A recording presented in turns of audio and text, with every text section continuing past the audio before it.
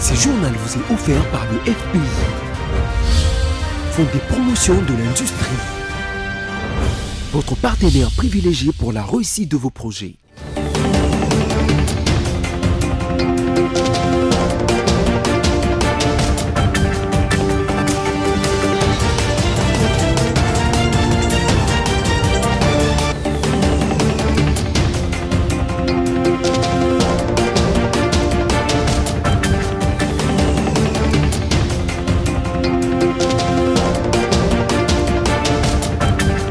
Il est temps de vous informer sur BC Télévision, mesdames et messieurs. En voici les sommaires.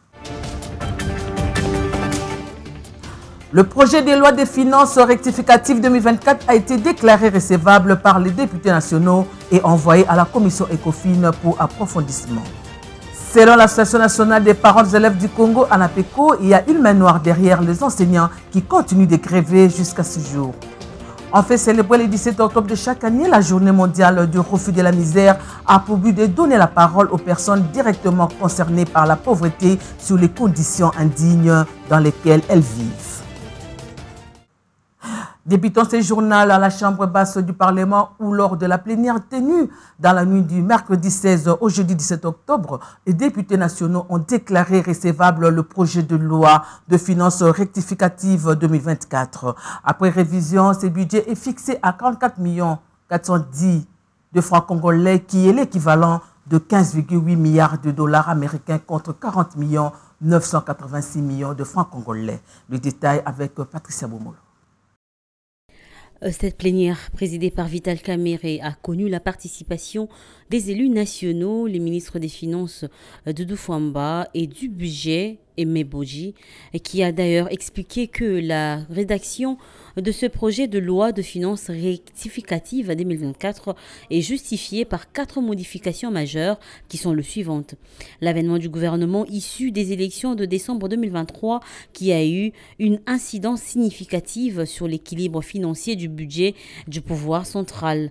La modification de la taille et la structure du gouvernement ainsi que par les nouvelles priorités introduites dans le programme d'action du dit gouvernement comme mesure urgente en phase avec le plan national stratégique de développement révisé 2024-2028. Ensuite, le cadre macroéconomique qui a connu de pression suite aux chocs externes et internes liés aux conflits géopolitiques à travers le monde et la situation sécuritaire dans l'est du pays et qui a entraîné les efforts intensifiés pour la pacification et la montée des nombres des déplacés et des besoins humanitaires y afférents. Retenez qu'après révision, cette loi est renvoyée à la commission ECOFIN pour un examen approfondi dans un délai de 10 jours à dater de ce jeudi 17 octobre pour enfin rendre le travail à l'Assemblée nationale. Et dans ce même chapitre, le député national Godem Poyi promet d'être l'initiateur d'une motion de défiance si le gouvernement ne réagit pas aux demandes des enseignants et médecins qui grèvent à tout bout de champ. On l'écoute. On constate avec regret que les enseignants sont en grève, les médecins sont en grève, les députés provinciaux n'en parlons même pas. Et j'ai appris qu'à un certain moment, même les membres du gouvernement ne recevaient pas leurs frais de fonctionnement. Nous parlons de quoi? Nous trompons qui? Avant de continuer, je voulais rappeler aux membres du gouvernement ici présents qu'aucune magie, qu'aucune prière n'envoûte un peuple affamé. Le roi David en a fait l'expérience parce que les jours de l'entrée dans le temple, il a dû consommer les pains qui étaient réservé aux sacrificateurs, tout simplement parce qu'il avait faim. Honorable Président, je sollicite votre autorisation pour que par moment que je puisse glisser en lingala. Nazo ebsebno que soki bo futi ba enseignate bokulia bonne année te. Na bisibino penza na pete. Soki bo futi ba enseignate bokulia bonne année te ngamu tuna kokotisa motion à censure aw initiateur uzalanga. La ministre d'État en charge de l'éducation nationale, la nouvelle citoyenneté Raissa Malou, a été reçue par le président de la Chambre basse du Parlement, Vital Kamerhe, à l'Assemblée nationale. La patronne de l'éducation sollicite plus de moyens pour la matérialisation du plan quinquennal de son ministère. Junette Fika nous en parle plus.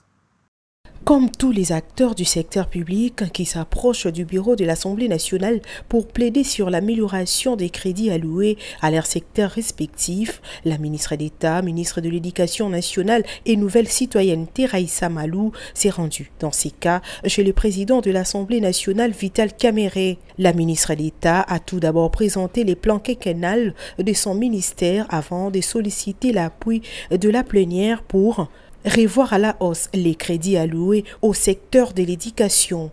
Comme le budget va être débattu au niveau de l'Assemblée, c'était pour plaider pour que le budget pour le ministère de l'Éducation nationale et Nouvelle Citoyenneté, dans sa partie de rémunération, puisse justement avoir quelques efforts, qu'il y ait peu de coupes, que l'on nous donne plus de ressources, de manière à ce que nous améliorons les conditions des enseignants. J'ai eu l'occasion de lui présenter le plan quinquennal du ministère de l'Éducation nationale et Nouvelle Citoyenneté, qui se base sur le plan d'action du gouvernement. Au niveau de ce plan quinquennal, au-delà de l'aspect vraiment du renforcement pour ce qui est des conditions des enseignants, mais aussi l'aspect de formation, il y a un aspect de renforcement de l'administration. Et l'honorable président de l'Assemblée nationale a vraiment été très à l'écoute et a bien compris la vision, la mission que nous proposons de déployer pour les 5 prochaines années. À en croire Vital Kamerhe, la mise en œuvre de ces plans d'action va aussi renforcer les efforts déjà entrepris par le gouvernement dans les renforcements logistiques de l'éducation, en particulier en ce qui concerne la construction des écoles en RDC. Comme annoncé au sommaire, le président de l'Association nationale de parents des élèves du Congo, ANAPECO, en sigle, Steve Diatis, celui dont il s'agit, estime qu'il est temps que le gouvernement sanctionne les enseignants grévistes qui résistent au mot d'ordre de reprise de cours lancé par le syndicat. Selon lui, ces derniers sont manipulés par une main noire. On l'écoute dans cet extrait. Au jour d'aujourd'hui, je suis heureux de constater que la grande majorité d'écoles ont reçu nos enfants et que les élèves sont en train d'étudier.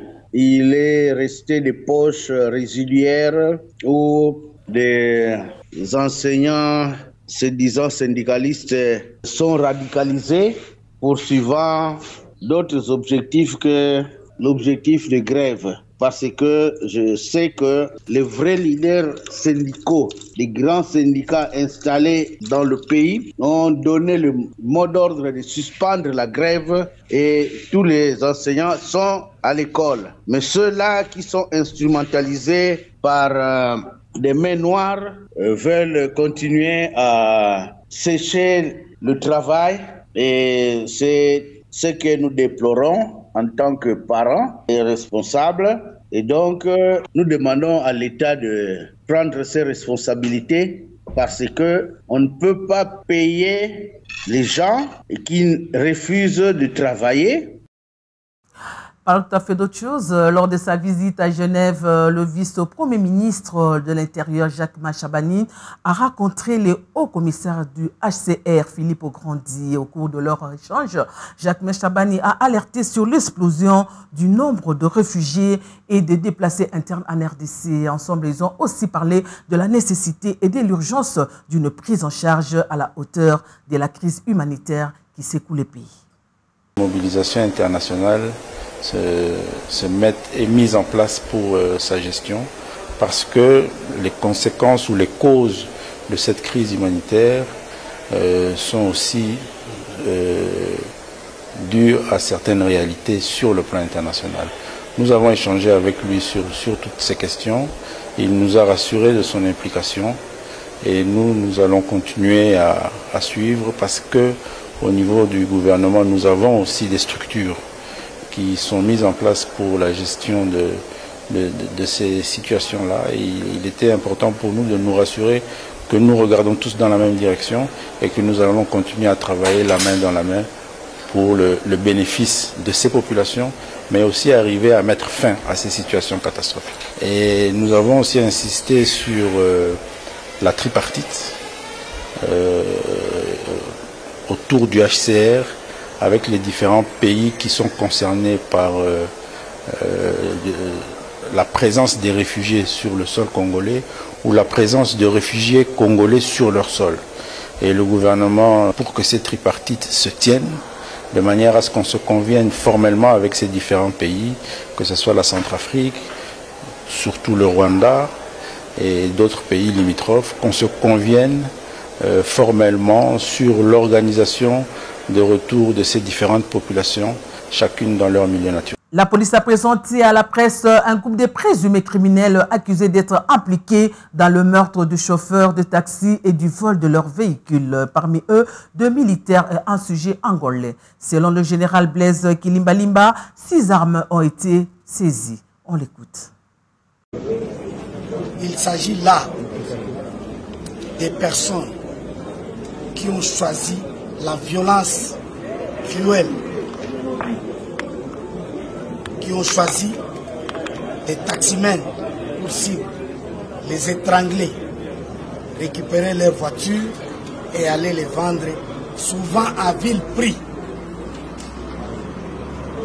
Mais ils tuent leurs compatriotes. C'est un grand jour où, au grand jour, ces gens sont dénichés et leurs victimes sont affichées là. Je vais demander à ce que ces images soient diffusées pour décourager ceux qui les font, parce que hormis ceux qui ont été attrapés, d'autres sont restés sur les champs de bataille. Vous voulez encore être pris, appréhendé par la police, ou rester sur les champs de bataille? Continuez. Nous sommes en face de vous et non derrière vous. C'est ça le message. C'est un grand jour et cette lutte continue. Il y a parmi eux, comme vous l'avez constaté, qui ont fait des prisons, qui étaient condamnés à perpétuité. Et sans la grâce présidentielle, ils sont dehors. D'autres sans libération conditionnelle, ils sont dehors. Mais hélas, jusqu'où nous allons tourner en rond, il faut que ce travail aille jusqu'au bout. C'est ça le vœu de la police nationale congolaise pour ces jours. Une nouvelle en bref dans ce journal. Ce jeudi 17 octobre 2024, le ministre de la Santé publique, Hygiène et Prévoyance sociale, le docteur Samuel Rougier-Kamba, a reçu la délégation de la prévoyance sociale. Les échanges ont porté sur la relance du système de prévoyance sociale avec une stratégie claire, en dépit de défis. Il a été décidé de nommer de responsables pour chaque défi, ainsi que d'établir une liste d'actions prioritaire avec une évaluation continue, mais également finaliser l'organisation d'ici fin 2024, car l'année 2025 sera consacrée à l'exécution des objectifs définis. La journée mondiale du refus de la misère est célébrée chaque 17 octobre dans le monde entier dans le but de donner la parole aux personnes directement concernées par la pauvreté sur les conditions indignes dans lesquelles elles vivent, sur leur résistance quotidienne et leur aspiration. Allais-je dire, cette journée est également l'occasion de rappeler que la misère est une violation des droits humains et qu'elle n'est pas une fatalité. Suivant. C'est depuis le 17 octobre 1987 que la journée mondiale du refus de la misère se célèbre chaque année. Elle permet au grand public d'écouter la parole de personnes en situation d'exclusion et de pauvreté et de s'engager avec elles pour combattre la misère. Cette journée mondiale du refus de la misère donne la parole aux personnes directement concernées par la pauvreté sur les conditions indignes qu'elles vivent, sur leur résistance quotidienne et leurs aspirations. Lors du 1er 17 octobre, plusieurs milliers de personnes de tous milliers se sont rassemblées sur le parvis des droits de l'homme et des libertés à Paris et ont lancé un appel gravé sur la dalle en l'honneur des victimes de la misère. Pour cette édition 2024, la journée mondiale du refus de la misère est plus particulièrement dédiée à la lutte contre la maltraitance sociale et institutionnelle. Il s'agit de deux dimensions cachées de la pauvreté qui prennent en compte la façon dont sont perçues les personnes qui vivent la pauvreté dans la société et les institutions. Stigmatisation, préjugés, une perception biaisée qu'aboutit à des situations intolérables pour celles et ceux qui les vivent. Notons qu'environ un quart de la population de la République démocratique du Congo, soit 23,4 millions de personnes, est confrontée à des niveaux de crise de la faim ou pire. Beaucoup vivent dans des conditions de pauvreté et d'exiguïté, avec peu ou pas d'accès à la nourriture, aux services de santé et à l'éducation. Et au Nigeria, comme vous le savez certainement, que plus de 140 personnes, dont des enfants, ont été tuées et des dizaines d'autres blessés au Nigeria après qu'un camion de citerne d'essence renversé a explosé en flammes alors qu'il tentait de récupérer les carburants qui s'écoulaient du véhicule. À cet effet, quelques membres du gouvernement local ont participé à une cérémonie funéraire de masse dans le nord du pays pour enfin rendre hommage à ces victimes. Suivez. Mercredi, des responsables du gouvernement local ont participé à une cérémonie funéraire de masse dans le nord du Nigeria, rendant hommage aux plus de 140 victimes de l'incendie qui s'est produit à Mijaya dans l'état de Jigawa.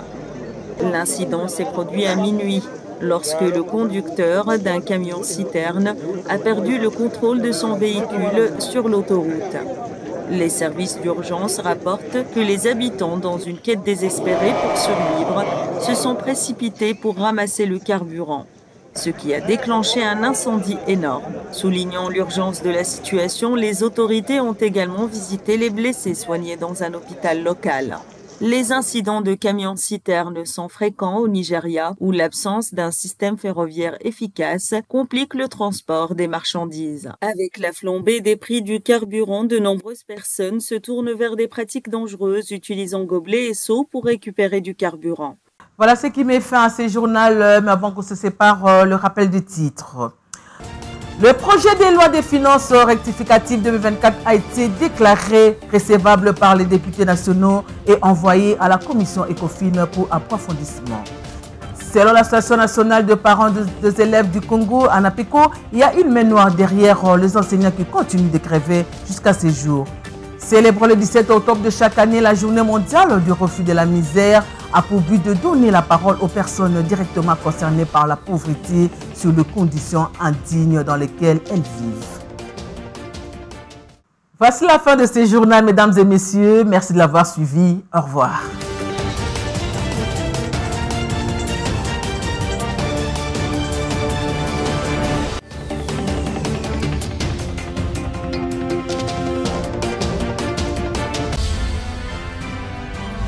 Ce journal vous a été offert par le FPI, Fonds des promotions de l'industrie, votre partenaire privilégié pour la réussite de vos projets.